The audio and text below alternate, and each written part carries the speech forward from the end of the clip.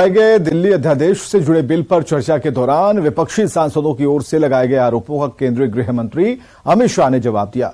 गृह मंत्री ने कहा कि ये विधेयक व्यवस्था ठीक करने के लिए लाया गया है। उन्होंने कहा कि बिल के लाने से सुप्रीम कोर्ट के आदेश का उल्लंघन नहीं हुआ है।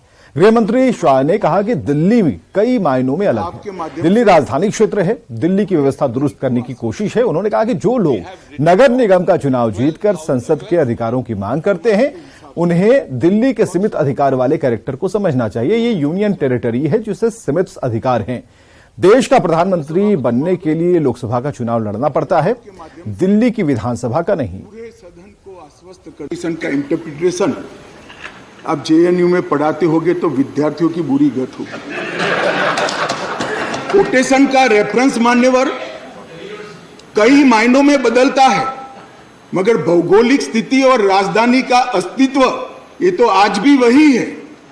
ये जो रिपोर्ट है वो इसलिए दिल्ली को पूर्ण राज्य बनाने के साथ सहमत नहीं थी कि दिल्ली राजधानी क्षेत्र है।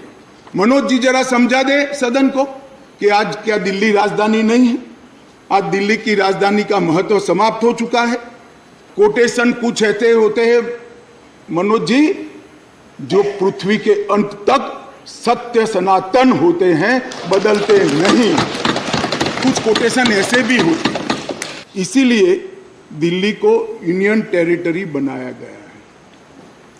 स्टेट लिस्ट के मुद्दों पर यहां की सरकार को सीमित मात्रा में अधिकार दिए हैं। दिल्ली असेंबली के साथ मगर सीमित अधिकारों के साथ यूनियन टेरिटरीज है। तो आगे पर जिसको भी दिल्ली में चुनाव लड़ना है, इसको दिल्ली के एक कैरेक्टर को समझना चाहिए। मान्यवर, मैं जब पंचायत का चुनाव लड़ता हूं और पार्लियामेंट के अधिकारों की मांग करता हूं तो ये संवैधानिक रूप से पूरे नहीं हो सकते। हम जब चुनाव लड़ते हैं दिल्ली के एमएलए का या चीफ मिनिस्टर की दावेदारी करते हैं, तब हमको मालूम होना चाहिए कि यूनियन टेरिटरी से। और आइए देखते हैं इस वक्त